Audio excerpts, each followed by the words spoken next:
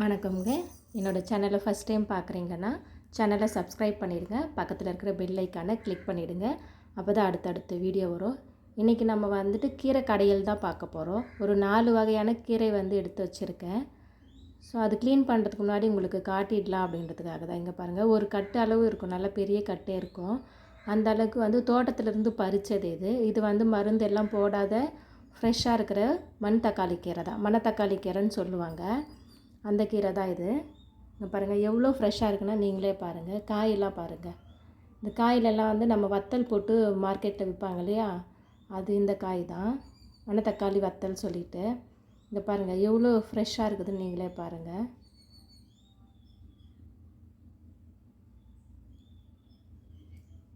இன்றைக்கி மணத்தக்காளி கீரையோட மற்ற இன்னும் ஒரு 3 வகை கீரை கம்மியாக தான் எடுத்துருக்கோம், கம்மியாக தான் கிடச்சிது. இங்கே பாருங்கள், மணத்தக்காளி கீரையோட பூ பாருங்களேன், எவ்வளோ ஒரு அழகாக இருக்குது. ரொம்ப சின்ன சைஸ் குட்டியாக இருக்குது. இங்கே பாருங்கள், அம்மாலாம் ஒரு மூக்குத்தி போட்டுட்டு இருப்பாங்கள்ல, அந்த மாதிரி இருக்குது பாருங்கள். ரொம்ப பளிச்சுன்னு நல்ல வெள்ளை கலரில், அந்த நல்லா ஒரு ஸ்டோன் மாதிரியான எல்லோ கலரில் அந்த மகரந்தம் நல்லா இருக்குது பார்க்க. இப்போ மணத்தக்காளி கீரை வயிறு புண்ணு, கண் பிரச்சனை, செரிமான பிரச்சனை, இந்த மாதிரி நிறைய விஷயத்துக்காக மணத்தக்காளி கீரை நமக்கு நல்லதாக இருக்குது. வயிற்றில் இருக்க புண்ணு ஆறும், வாய் புண்ணு ஆறும். ஸோ இது நம்ம அடிக்கடிக்கு எடுத்துக்கிட்டோம்னா நல்லது. அதுக்கப்புறம் நம்ம அடுத்தது இப்போ என்ன கீரை பார்க்க போகிறோன்னா முள்ளுக்கீரை. ஸோ இது முள்ளுக்கீரைன்னு தான் சொல்லுவோம். சில இடத்துல முள்ளிக்கீரை சொல்கிறாங்க. நாங்கள் முள்ளுக்கீரை தான் சொல்லுவோம். இந்த முள்ளுக்கீரையும் மார்க்கெட்டில் கிடைக்காது. நமக்கு இந்த மாதிரி தோட்டத்தில் இருந்து எடுத்தால் தான் உண்டு. நிறைய பேர் இந்த கீரையை சாப்பிட மாட்டாங்க. ஆனால் இந்த கீரையில் இருக்கிற பெனிஃபிட்ஸ் பார்த்திங்கன்னா ரொம்ப நிறைய இருக்குது. ஸோ இதுலேயுமே நிறைய விட்டமின்ஸ் எல்லாம் இருக்குது. ஸோ இது நமக்கு நம்ம தோட்டத்தில் இந்த மாதிரி ஃப்ரெஷ்ஷான இடத்துல கிடைக்குது அப்படின்னா கண்டிப்பாக எடுத்துக்கோங்க. இந்த முள்ளுக்காக பயந்துக்கிட்டெல்லாம் நம்ம இதை அவாய்ட் பண்ண வேண்டாம். ஸோ இங்கே பாருங்கள் எவ்வளோ ஃப்ரெஷ்ஷாக இருக்குன்னா நீங்களே பாருங்கள். ஸோ இது தோட்டத்துலேருந்து காலையிலே பறித்து வச்சோம். வீடியோ கொஞ்சம் லேட்டாக தான் உங்களுக்கு போடுறேன், அதனால் கொஞ்சம் வாட்டமாக இருக்குது. மற்றபடி ரொம்ப ஃப்ரெஷ்ஷானது. இங்கே பாருங்கள், நல்லா கொஞ்சம் ப்ரௌனிஷாக தண்டு இருக்குது. கீரை க்ரீன் கலர். நம்ம கீரை அப்படியே பறிச்சிக்கலாம், முள் நம்ம எடுக்க போகிறதில்ல, அதனால் இங்கே பயப்பட வேண்டாம். ஸோ இதுவுமே நிறைய சத்து இருக்கிறதுனால நம்ம இதையுமே எடுத்துக்கணும். நீங்கள் சர்ச் பண்ணிங்கன்னா கூகுள்லேயே தெரியும் உங்களுக்கு இதனோட பெனிஃபிட்ஸ் எவ்வளோ இருக்குதுன்னு சொல்லிட்டு. இங்கே பாருங்கள் எவ்வளோ ஃப்ரெஷ்ஷாக இருக்குதுன்னு பாருங்கள். நம்ம அரைக்கீரை, முளைக்கீரை, சிறுகீரை இந்த மாதிரி தான் சாப்பிட்டு பழகிருப்போம் இல்லையா. ஸோ இந்த கீரைகளும் இதுக்கப்புறம் சாப்பிட பழகுங்க. ஸோ இதிலலாம் இன்னும் மார்க்கெட்டுக்கு வராததுனால நம்ம இயற்கையாக எடுக்கும்போது இதில் இருக்கிற சத்து நமக்கு இன்னும் நல்லா பெனிஃபிட்ஸ் கொடுக்கும். இது பருப்பு கீரை. இந்த பருப்பு கீரைன்னு தான் சொல்லுவோம், மற்ற இடத்துல என்ன பேர் சொல்கிறாங்கன்னு தெரியல. இந்த கீரை கூட இப்போ நிறைய பிரபலம் ஆயிடுச்சு. இப்போ இதெல்லாம் மார்க்கெட்டுக்கு எடுத்துகிட்டு வந்துட்டாங்க, இப்போ பயிர் செய்ய ஆரம்பிச்சிருக்காங்க. இதெல்லாம் இயற்கை, நாங்கள் இயற்கையாக தோட்டத்தில் வளைஞ்சது தான் எடுத்திருக்கோம். ஸோ இது மூட்டு தேய்மானம்னு சொல்லுவாங்க இல்லையா, மூட்டு தேஞ்சிருக்கு, எலும்பு தேஞ்சிருக்கு அப்படி சொல்லுவாங்க. அதுக்கெல்லாம் இது சாப்பிடலாம் அடிக்கடிக்கு. ஸோ நம்ம அந்த ஜாயிண்ட்டெல்லாம் அதில் இருக்க ஈரப்பசைன்னு சொல்லுவோம், அது குறையும் போது தான் முட்டி தேய ஆரம்பிக்கும். ஸோ அந்த மூட்டு தேய்மானன்றது அந்த ஈரப்பசை குறையாமல் இருக்கிறதுக்கு இந்த கீரை நல்லா உதவி செய்யும். ஸோ இது அடிக்கடிக்கு இப்போ மார்க்கெட்டில் வர்றதுனால அடிக்கடிக்கு ரெகுலராக கூட செஞ்சு சாப்பிட்லாம். இங்கே பாருங்கள் எவ்வளோ ஃப்ரெஷ்ஷாக இருக்குது பாருங்கள்.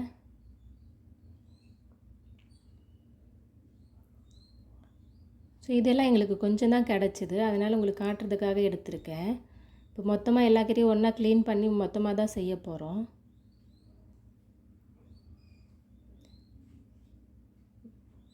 இப்போ நம்ம அடுத்தது குப்பைக்கீரை. இது பேரே குப்பைக்கீரை. பேருக்கும் இதுக்கும் இதில் இருக்கிற பெனிஃபிட்ஸ்க்கும் சம்மந்தமே இல்லை. பேர் தான் குப்பைக்கீரை. ஆனால் இதில் இருக்கிற விட்டமின்ஸாக இருக்கட்டும், மற்ற தாதுக்களாக இருக்கட்டும், மற்ற எந்த கீரையிலுமே கிடையாது உண்மையாக சொல்லணும்னா. இது இதில் இருக்கிற பெனிஃபிட்ஸ் முருங்கைக்கீரையில் கூட இருக்கான்னு கேட்டால் கண்டிப்பாக கிடையாது. அந்த அளவுக்கு இதில் நிறைய பெனிஃபிட்ஸ் இருக்குது. இதுவுமே வந்து இன்னும் மார்க்கெட்டுக்கெல்லாம் யாருமே கொண்டு வரல. இதில் இயற்கையாக தானாக நம்ம வளையிறது தான். இப்போ பாருங்கள் எவ்வளோ ஃப்ரெஷ்ஷாக இருக்குன்னா பாருங்கள். இப்போ மழைக்கு வந்து நல்லா வளர்ந்துருக்கு. ஒரு இலையும் வந்து எவ்வளோ பெருசாக வளர்ந்துருக்கு பாருங்கள். இதெல்லாம் எந்த மருந்துமே போடாமல் இயற்கையாக அதுவே நமக்கு வளையிறது தான். இதில் நிறைய கால்சியம் சத்து இருக்குது, விட்டமின் ஏ, சி, பி, அது இல்லாத புரதம் இருக்குது, கார்போஹைட்ரேட் இருக்குது. ஸோ இது வந்து இதில் அதுதான் சொல்லிகிட்டே போகலாம். இந்த மாதிரி இதில் எதுக்கெல்லாம் வந்து இது வந்து யூஸ் ஆகுது அப்படின்னா நம்ம டெய்லி சொல்லிகிட்டே போகலாம். அந்த அளவுக்கு வந்துட்டு இவ்வளோ பெனிஃபிட்ஸ் இருக்குது. இது நிறைய பேர் வந்து ரோட்டில் பார்க்குறதுனால இது அவ்வளோ அலட்சியமாக கண்டுக்க மாட்டாங்க. ஸோ இது வந்து பூ கிடையாது, அதனோட விதை. அது இப்போ தான் வளருது, இதுக்கப்புறம் தான் அதுலேருந்து விதை வளரும். இங்கே பாருங்கள் எவ்வளோ ஃப்ரெஷ்ஷாக இருக்கான்னு பாருங்கள். ஸோ இது வந்து நமக்கு கொஞ்சமாக தான் கிடச்சிருக்குன்றதுனால நம்ம தண்டு கூட இப்போ அரைக்கீரையிலலாம் தண்டு எடுத்துப்போம்ல, ஸோ அந்த மாதிரி தண்டு கூட அந்த நார் எடுத்துகிட்டு சேர்த்துக்கலாம். இதில் வந்துட்டு நமக்கு கால்சியம் சத்து நிறைய இருக்கிறதுனால நம்ம எடுத்துக்கலாம், இது நிறைய எடுத்துக்கலாம். கால்சியம் சத்து இருக்குது, ப்ளஸ் வந்துட்டு கார்போஹைட்ரேட், புரதம், இது மாதிரி நிறைய சத்துக்கள் இருக்குது. ஸோ அதனால் பார்த்திங்கன்னா இது வந்து கிடைக்கும் போதெல்லாம் நமக்கு சுத்தமான இடத்துல கிடைக்கும் போதெல்லாம் பயன்படுத்திக்க வேண்டியது தான். ஸோ அவ்வளோதாங்க. இப்போ நான் க்ளீன் பண்ண போகிறேன். க்ளீன் பண்ணிவிட்டு நான் உங்களுக்கு கீரை சமைக்கும்போது உங்களுக்கு நான் காட்டுறேன். பாருங்கள் எல்லா கீரையுமே ரொம்ப ஃப்ரெஷ்ஷாக இருக்குது.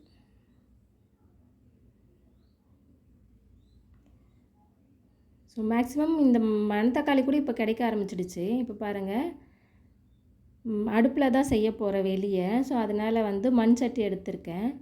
அதுக்கு தேவையான துவரம் பருப்பு, அது துவரம் பருப்பு நல்லா ஊற வச்சு வாஷ் பண்ணிவிட்டு நமக்கு தேவையான அளவுக்கு போட்டுக்கலாம். எங்கள் கிட்ட கீரை நிறைய இருக்கிறதுனால கொஞ்சம் பருப்பும் வந்து கொஞ்சம் நிறைய போட்டுக்கிறோம். உங்களுக்கு தேவையான அளவுக்கு பருப்பு சேர்த்துக்கோங்க.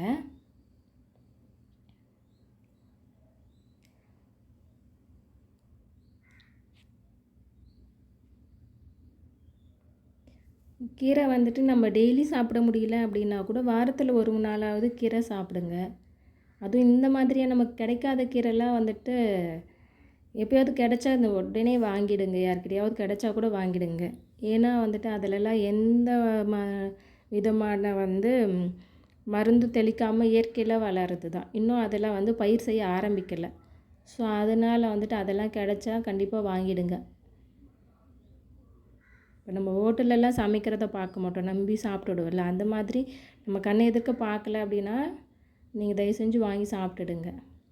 மிளகாய் எதுக்கு நிறைய போடுறோன்னு பார்க்காதீங்க. கீரை நிறைய இருக்குது, ப்ளஸ் பருப்பும் நாங்கள் நிறைய போட்டிருக்கோம். எங்கள் காரத்துக்கு தேவையான அளவுக்கு மிளகாவும் சேர்த்துக்கிறோம். உங்கள் காரத்துக்கு ஏற்ற மாதிரி நீங்கள் சேர்த்துக்கோங்க. பூண்டும் அதே மாதிரி ஒரு 10 பல் இருக்கும்.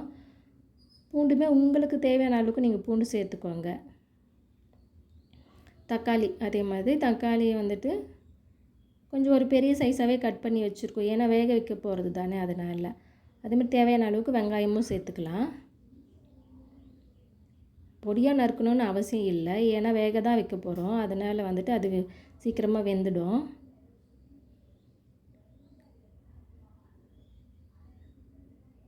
இப்போ கீரை வந்து ஆட் பண்ணிக்கலாம். கீரை கொஞ்சம் நிறைய தான் இருக்குது. சட்டி வந்து பிடிக்குமான்னு தெரியல, பாப்பா அழுத்தியாவது வச்சிடலாம். பாருங்க, நேற்று ஆக்சுவலாக நான் கீரை வந்து ஒரு நாள் முன்னாடி தான் உங்களுக்கு காமிச்சேன். மறுநாள் காலையில் தான் இது சமைக்கிறேன். அப்போவுமே எவ்வளோ ஃப்ரெஷ்ஷாக இருக்குதுன்னு பாருங்கள். எவ்வளோ ஃப்ரெஷ்ஷாக இருக்குதுன்னு பாருங்கள் நீங்களே. ஆக்சுவலாக கீரை பிடிக்கல, சட்டி இல்லை, அதான் போட்டு அழுத்தி அழுத்தி வைக்க வேண்டியதாக இருக்குது. கொஞ்சம் குக் ஆகிடுச்சுன்னா கம்மியாகிடும். இங்கே பாருங்கள், தண்டு இல்லாமல் நான் சொன்னேன்ல, அந்த தண்டு இல்லாமல் நான் அந்த முள்ளுக்கீரையில் இருக்கிற தண்டும் சரி நான் முள் எடுத்துகிட்டு உடச்சி தான் போட்டிருக்கேன். அது மாதிரி குப்பை கீரைன்னு சொன்னேன்ல, அதில் இருக்கிற அந்த தண்டுமே வந்துட்டு நார் எடுத்துகிட்டு போட்டிருக்கேன். மணத்தக்காளி இருக்கிறதுல தண்டு சேர்க்கக்கூடாதுங்க. ஏன்னா மணத்தக்காளி கீரையும் ஆல்ரெடி கொஞ்சம் கசப்பாக தான் இருக்கும், அதனோட தண்டு எல்லாம் போடக்கூடாது. மற்ற கீரை சொன்னேன் இல்லையா, முள்ளுக்கீரை, குப்பைக்கீரை, அப்புறம் பருப்பு கீரை, இதில் இருக்கிற தண்டு எல்லாம் போட்டுக்கலாம். இப்போ பாருங்கள் வேக வச்சு கடைஞ்சாச்சு, மண் சட்டியில் தான் கடைஞ்சி வச்சுருக்கேன். ஸோ இப்போ வேறு பாத்திரத்தில் மாற்றிட்டாச்சு.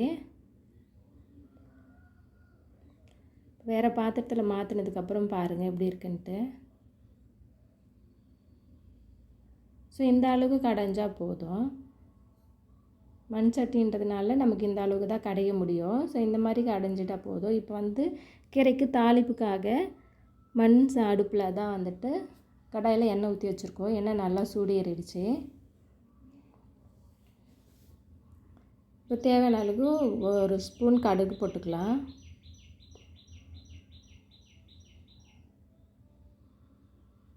கடுகு நல்லா பொரியுதுங்களா, அந்த மாதிரி நல்லா பொரிஞ்ச பிறகு வெங்காயம் சேர்க்கணும்.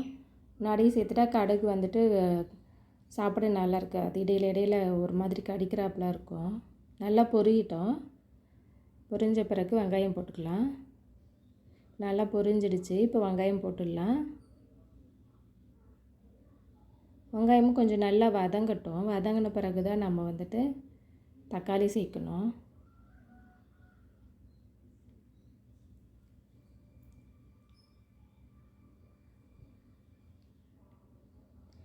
தக்காளி வெங்காயம் வதங்கிறதுக்காக வந்துட்டு முன்னாடியே கொஞ்சம் சால்ட்டு போட்டாச்சு.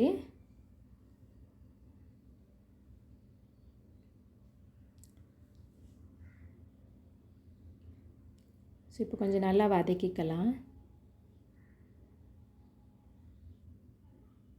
டெய்லி கீரை சாப்பிட்ணுன்னு சொல்லுவாங்க இல்லையா டாக்டர். அப்போ நம்ம ஒரே மாதிரியான கீரை சாப்பிட்ணுன்னு அவசியம் இல்லை.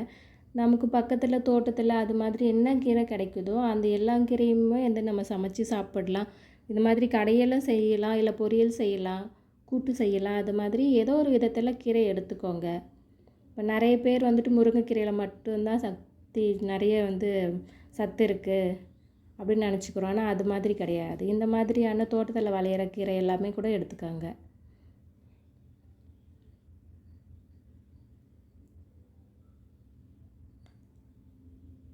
இப்போ தக்காளி போட்டு தக்காளி நல்லா வதங்கட்டும். தக்காளி எதுக்கு தாளிக்கும் போது போடுறோம் அப்படின்னா, நம்ம வந்து புளி சேர்க்க முடியாது இல்லையா, பருப்பு போட்டாச்சு. அதுவும் மண் தக்காளிக்கு வந்து புளிப்பு போட்டால் நல்லா இருக்காது இல்லையா, அதனால் வந்து தக்காளி போட்டுக்கிறோம். தக்காளி கொஞ்சம் போடும்போது அந்த டேஸ்ட் வந்து இன்னும் கொஞ்சம் நல்லா இருக்கும். அதுக்காக தான் நல்லா வதங்கட்டும். வதங்கினதுக்கப்புறம் தான் வந்துட்டு நம்ம வந்து கடைஞ்சி வச்சுருக்கிறே அந்த கீரையில் வந்துட்டு ஆட் பண்ணிக்கலாம்.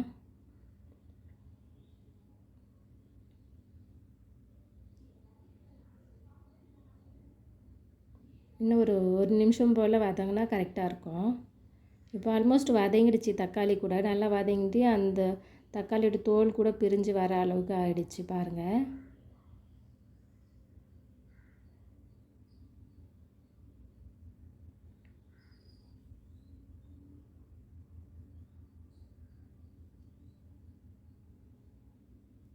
ஸோ இப்போ வந்துட்டு நம்ம ஆல்மோஸ்ட் வதங்கிடுச்சு நல்லாவே.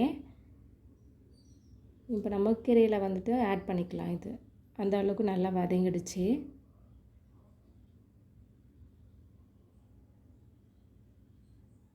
இப்போ அதுக்கு முன்னாடி கொஞ்சம் மஞ்சள்தூள் போட்டுக்கலாம். ரொம்ப க்ரீனாக இருக்கும் இல்லையா, ஸோ அதனால் கொஞ்சம் இது போட்டால் கொஞ்சம் லுக்காக இருக்கும். நல்லா அந்த ஆயிலில் வந்துட்டு நல்ல அந்த கிளாஸி லுக் கிடைக்குங்க. பாருங்கள் நல்லா வதங்கிடுச்சு இல்லையா. இப்போ வந்துட்டு கீரையில் ஆட் பண்ணியாச்சு மஞ்சள்தூள் போட்டு. ஸோ இப்போ நல்லா மிக்ஸ் பண்ணிக்கலாம்.